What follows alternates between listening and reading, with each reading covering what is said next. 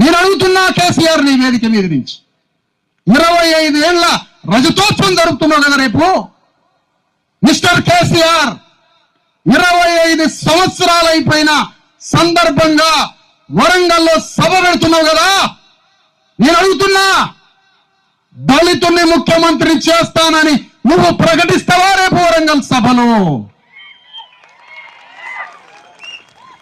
కాగితం రాసి 100 రూపాయల స్టాంపు కాగితం మీద ముక్కు నేలకు రాసి దళితుడికి ముఖ్యమంత్రి పీఠం ఇయ్యలేదు, ఇక ఇస్తానని స్టాంపు కాగితం రాసి అప్పుడు నీ గురించి ఆలోచిస్తాం.